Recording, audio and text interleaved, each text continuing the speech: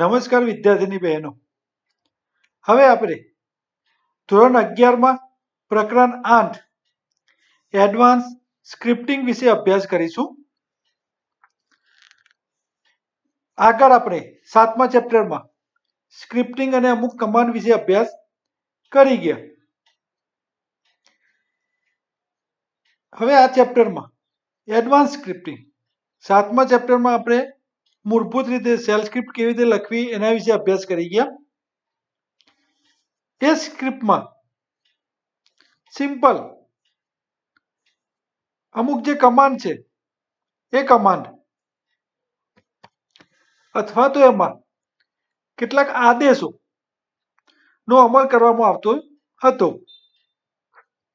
હવે આ ચેપ્ટરમાં આપણે થોડીક એડવાન્સ સ્ક્રિપ્ટિંગ વિશે અભ્યાસ કરીશું. એમાં પ્રોસેસ આઈડી શોધવો, ફાઇન્ડિંગ પ્રોસેસ આઈડી. લિનક્સમાં તમામ પ્રોગ્રામો જે કે પ્રોગ્રામ ચાલતા હાર્ડ ડિસ્ક પર સંગ્રહાયેલી અમલીકૃત ફાઇલો એનો પ્રોસેસ એટલે કે મેમરીમાં પ્રોગ્રામને મૂકી રન કરવો, એ પ્રોસેસ સ્વરૂપે અમલ કરવામાં આવે છે જે તે પ્રોગ્રામનો. હવે દરેક પ્રોસેસને ચાલુ કરવામાં આવે ત્યારે તેની સાથે પ્રોસેસ આઈડી પણ પ્રોસેસ આઈડી નામે ઓળખાતો એક અનન્ય અંક સાંકળવામાં આવે છે, જેને આપણે શોર્ટમાં પીઆઈડી થી ઓળખીશું. અને એનો કમાન્ડ છે એ પ્રોસેસ આઈડી શોધવા માટેનો કમાન્ડ છે પીએસ. એક્ઝામમાં પૂછી શકાય વિદ્યાર્થી મિત્રો, ખાસ ધ્યાનમાં રાખજો. તો પીએસ કમાન્ડનો ઉપયોગ કોઈ પેરામીટર વગર કરવામાં આવે તો વર્તમાન સેલ સાથે જોડાયેલી તમામ પ્રોસેસ નિહાળી શકાય છે. ધ્યાનમાં રાખજો. પીએસ સ્પેસ આપ્યા પછી ડેશ EF આ જે કમાન્ડનો છે એનો ઉપયોગ કરવાથી તમામ ઉપયોગકર્તા દ્વારા શરૂ કરવામાં આવેલી પ્રોસેસની યાદી જોઈ શકાય છે. અહીંયા સિસ્ટમ ઉપર ચાલતી પ્રોસેસની યાદી અહીંયા બતાવવામાં આવી છે. યુઝર વાઇઝ આપણે અહીંયા જોઈ શકીએ છો.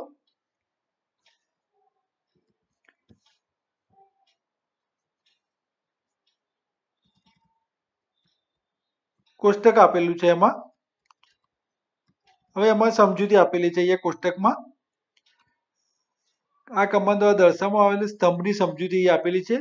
આ પણ પૂછી શકાય વિદ્યાર્થી બહેનો, ખાસ ધ્યાનમાં રાખજો.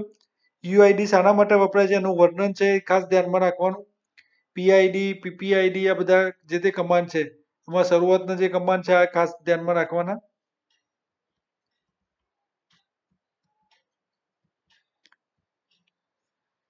ઘણીવાર પ્રબંધકને કોઈ ચોક્કસ ઉપયોગકર્તા કુલ કેટલી પ્રોસેસનો ઉપયોગ કરી રહ્યો છે તે જાણવાની જરૂર પડે છે. આનો જ પ્રોગ્રામ આપણે આ સ્ક્રિપ્ટ જે છે એ સ્ક્રિપ્ટ આપણે બનાવીને એને રન કરીશું.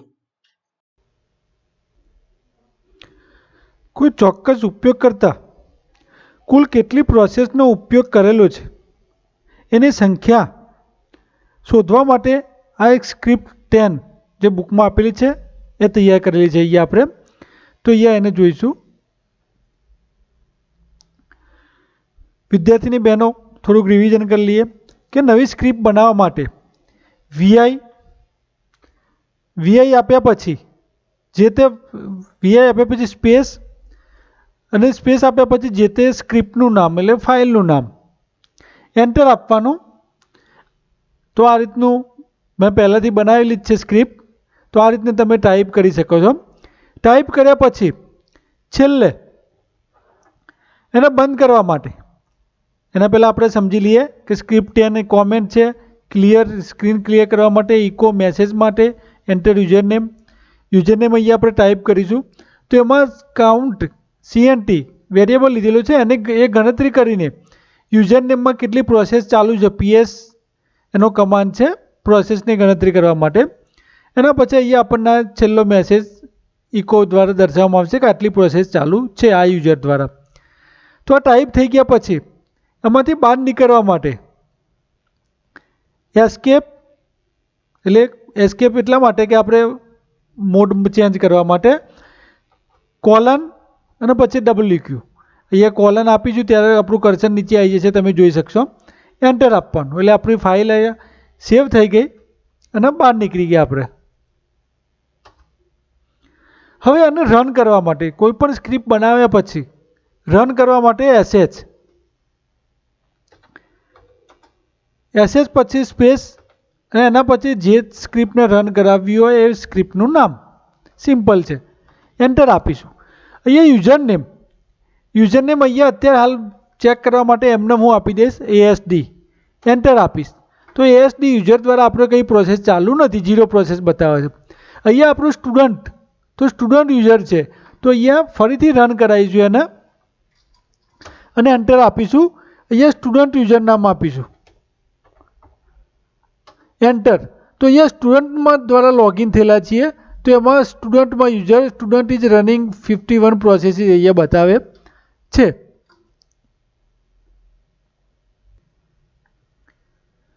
તો આ રીતે સ્ક્રિપ્ટ દ્વારા આપણે જાણી શકીએ કે કુલ કેટલી પ્રોસેસ બતાવે છે, એની સંખ્યાની ગણતરી કરી શકીએ.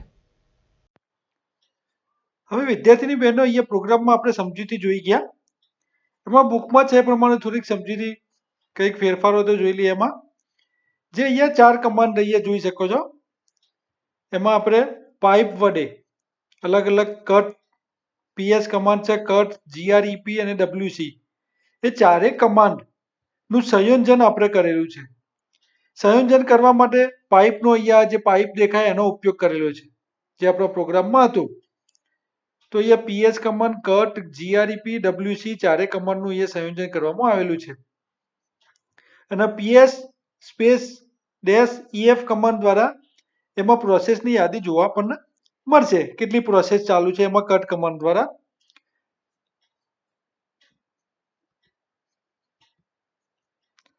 તો આ રીતનું આપણને આઉટપુટ, જે સ્ક્રિપ્ટ 10 છે એમાં આઉટપુટ આપણે જોઈ ગયા. આ રીતનું આઉટપુટ આપણે એમાં બતાવ્યું. હવે એમાં કિલ બીજો એક કમાન્ડ છે, કિલ. મેમરીમાંથી પ્રોસેસને દૂર કરવા માટે કિલ કમાન્ડનો ઉપયોગ કરી શકાય છે. એક્ઝામમાં પૂછી શકાય વિદ્યાર્થીની બહેનો. કઈ રીતે કમાન્ડ આપવાનો? તો અહીંયા કિલ સ્પેસ 9 101 જે પ્રોસેસ આઈડી ચાલતી હોય એને બંધ કરવા માટે આદેશ આપીશું. તો PID = 101 ધરાવતી પ્રોસેસને મેમરીમાંથી પ્રયત્નપૂર્વક દૂર કરવામાં આવશે. જે પ્રોસેસ આઈડી ચાલતી હોય, પ્રોસેસ PID, એને દૂર કરવી હોય તો આ રીતે કમાન્ડ આપણે આપી શકીએ. તો આ સ્ક્રિપ્ટ 10 જેવી બીજી એક સ્ક્રિપ્ટ છે,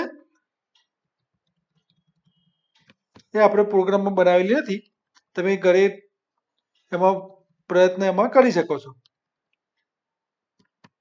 હવે આ જે સ્ક્રિપ્ટ 11 છે વિદ્યાર્થીની બહેનો, એ અહીંયા રન કરેલી છે. રન કરવાનો કમાન્ડ આપણને ખ્યાલ છે, આપણે આગળ જોઈ ગયા. sh અને જે તે સ્ક્રિપ્ટનું નામ .sh પણ આપી શકાય.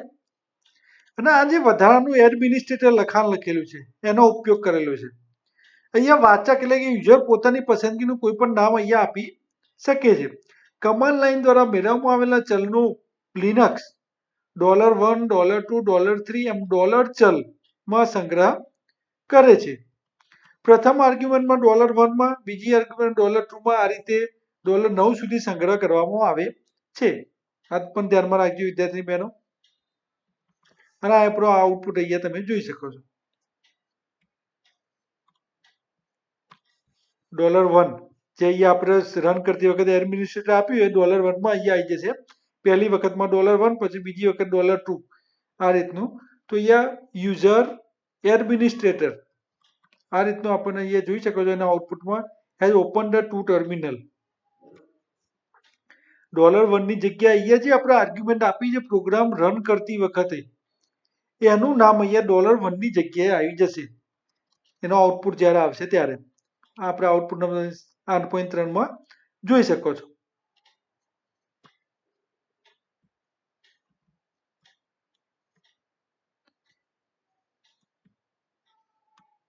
એમાં હું, કટ, ગ્રેપ અને WC નો ઉપયોગ કરેલો 4 કમાન્ડનો. હવે એ ડિસિઝન મેકિંગ ટાસ્ક. હવે વિદ્યાર્થી બહેનો આ નિર્ણય લેવાના કાર્યો ડિસિઝન મેકિંગમાં mkdir કમાન્ડનો ઉપયોગ કરેલો છે. એમાં પ્રોગ્રામની બધી સમજૂતી આજે આપેલી છે ઇફ ધેન એફઆઈ લિનક્સમાં ઇફ વિધાનની શરતી નિગમની સ્થિતિ એક્ઝિટ સ્થિતિ સાથે સંબંધિત છે. ઇફ વિધાનના અંતે એફઆઈ વિધાન દ્વારા દર્શાવવામાં આવે છે આ પણ પૂછી શકાય. ધેન કીવર્ડને ઇફ વિધાનની નીચેની લીટીમાં ટાઈપ કરવું જરૂરી છે. આ બધા જે ઓપ્શન છે એ ખાસ ધ્યાનમાં રાખજો. લિનક્સમાં શેલ સ્ક્રિપ્ટની રચના કરતી વખતે નિર્ણય માટેના 4 વિધાનોનો ઉપયોગ. આ 4 કઈ વિધાનો છે? If then FI, if then else FI, if then elif, then else FI અને કેસ. કેસ શરૂઆતમાં અને એનો પૂરો થાય ત્યારે એનાથી ઉલટું ES A C. અહીંયા સી છે, આ છેલ્લો ઈ નથી, પ્રિન્ટિંગ મિસ્ટેક છે બુકમાં. CASE નું ઉલટું ESAC છે. ખાસ ધ્યાનમાં રાખજો વિદ્યાર્થી બહેનો. હવે આપણે આગળનો પ્રોગ્રામ, આ જે સ્ક્રિપ્ટ છે એ સ્ક્રિપ્ટને બનાવીને તમને સમજાવી દે અને આઉટપુટ પણ સમજાવીશ. તો આપણે લિનક્સમાં જે સ્ક્રિપ્ટ 12 છે ટાઈપ કરીને એમની સમજૂતી તમને સમજાવી દઉં. હવે વિદ્યાર્થીની બહેનો, આપણે સ્ક્રિપ્ટ 12 જે બુકમાં આપેલી છે એ બનાવીને એને રન કરીશું. હવે સ્ક્રિપ્ટ 12 જે છે એ નવી ડિરેક્ટરી ક્રિએટ કરવા માટે mkdir કમાન્ડ દ્વારા આપણે જે નવી ડિરેક્ટરી ક્રિએટ કરતા હતા એ ડિરેક્ટરી અહીંયા સ્ક્રિપ્ટના ઉપયોગ દ્વારા નવી ડિરેક્ટરી બનાવતા હતા એ પ્રમાણે અહીંયા સ્ક્રિપ્ટ દ્વારા બનાવીશું. તો એના પહેલાં આપણે એના કોડિંગ જોઈ લઈએ. vi સ્ક્રિપ્ટ 12 આપણે પહેલાંથી ટાઈપ કરેલી જ છે. સ્ક્રિપ્ટ 12 એનું કોમેન્ટ છે echo enter directory name. Directory નામ આપણે ટાઈપ કરીશું. માય dir વેરિયેબલમાં સ્ટોર થશે. અહીંયા કમ્પેર કરાવશે કે ફાઇલ છે કે નહીં એ ડિરેક્ટરી. જો હશે તો એમાં આ રીતનો મેસેજ આવશે કે ડિરેક્ટરી ઓલરેડી એક્ઝિસ્ટ. નહીં હોય તો એમાં બહાર નીકળી જઈશું અને આપણે નવી mkdir દ્વારા નવી એક ડિરેક્ટરી બનાવીશું. માય mydir જે વેરિયેબલમાં શરૂઆતમાં આપણે આપેલું એ ડિરેક્ટરી નામે નવી ડિરેક્ટરી ક્રિએટ થશે અને આ રીતનો છેલ્લે મેસેજ આવશે. જો બનાવેલી હશે તો આ રીતનો મેસેજ આવશે ને અહીંયા પ્રોગ્રામમાંથી એક્ઝિટ જે આપેલું છે બહાર નીકળી જશે. એટલે આ કોઈ આમાં આ જે દેખાય એફઆઈ mkdir ઇકો એની ઇફેક્ટ થશે નહીં. આખી સ્ક્રિપ્ટમાંથી જ બહાર નીકળી જશે, જેના માટે એક્ઝિટ 0 આપણે આપેલું છે. આ ખાસ ધ્યાનમાં રાખજો. હવે આમાંથી આપણે બહાર નીકળીશું :w કી દ્વારા. હવે dirનું લિસ્ટ પહેલાં આપણે જોઈ લઈએ કઈ કઈ ડિરેક્ટરી છે. તો અહીંયા T1 TT1 છે. અહીંયા આપણે T2 નામની ડિરેક્ટરી બનાવેલી છું. sh script 12 enter directory name. આપણે ડિરેક્ટરીનું નામ આપીશું T2. ડિરેક્ટરી છે નહીં આપણા લિસ્ટમાં એટલે T2 નામ આપ્યું, એન્ટર આપ્યું. તો અહીંયા આપણે મેસેજ જોઈ શકો directory with name T2 created successfully. ફરીથી આપણે અહીંયા dir આપીશું તો અહીંયા ડિરેક્ટરીના લિસ્ટમાં જોઈ શકીએ છીએ T2 અહીંયા આવી ગયેલું છે. હવે ફરીથી એ જ જે સ્ક્રિપ્ટ છે એને આપણે રન કરાવીશું sh દ્વારા અને એની અંદર T2 જ નામ આપીશું. જે આપણે પહેલાંથી બનાવેલી છે ડિરેક્ટરી એ જ નામથી ફરીથી ક્રિએટ કરવાનો પ્રયત્ન કરીશું. તો શું મેસેજ આવશે તમે જોઈ શકશો. એન્ટર આપીશું અહીંયા આપણે. તો એ file or directory with the name T2 already exist, એટલે પહેલાં બનાવેલી છે અને એમાંથી બહાર નીકળી જાય એટલે એના નામની ડિરેક્ટરી બીજી બનાવશે નહીં. તો વિદ્યાર્થી બહેનો તમે સમજી શકો છો આ સ્ક્રિપ્ટ 12 છે. હવે વિદ્યાર્થીની બહેનો આગળ જોઈશું એમાં ફાઇલની કોઈ કોપી કરવી હોય બેકઅપ માટે તો એમાં ડિરેક્ટરીમાં સંગ્રહ કરવો સામાન્ય ક્રિયા છે. પણ એમાં દ્વિધા ઊભી થાય કે જ્યારે આપણે ફાઇલ કોપી કરીએ ત્યારે બંને ફાઇલો એક સમાન છે કે નહીં. તો એના માટે અહીંયા કમ્પેર કરવા માટેનો કમાન્ડ છે. કમાન્ડ છે cmp. એ કમાન્ડનો ઉપયોગ કરીને સ્ક્રિપ્ટ 13 અહીંયા બનાવેલી છે. હવે વિદ્યાર્થી બહેનો ખાસ એક ધ્યાનમાં રાખજો કે આપણે બે સ્ક્રિપ્ટ 10 અને સ્ક્રિપ્ટ 12 તો આપણે એનો આઉટપુટ જોઈએ ટાઈપ કરીને. હવે દરેક સ્ક્રિપ્ટ આ રીતે બતાવી તમને થોડીક અઘરી લાગશે અને તમને જાતે એનો પ્રેક્ટિસ કરો ટાઈપ કરીને અને એની સમજૂતી સમજી શકો તો વધારે તમને ખ્યાલ આવશે. એમાં કંઈ પ્રોબ્લેમ હોય તો પછી તમે પૂછી શકો છો.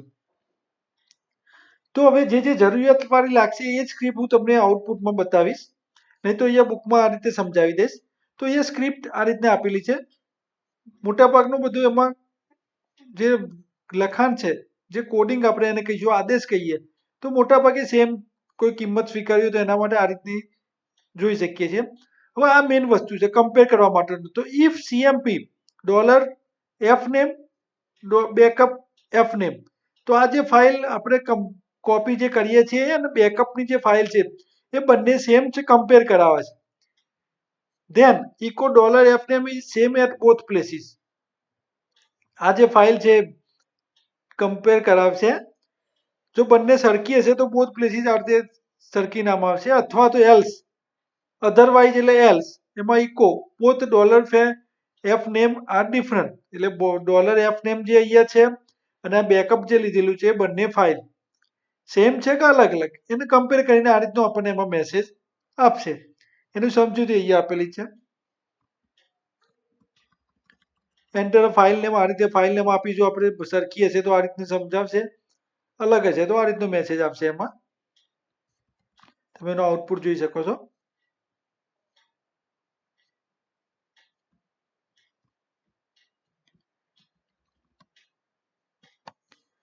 હવે એ સિમ્પલ એક સ્ક્રિપ્ટ છે 14.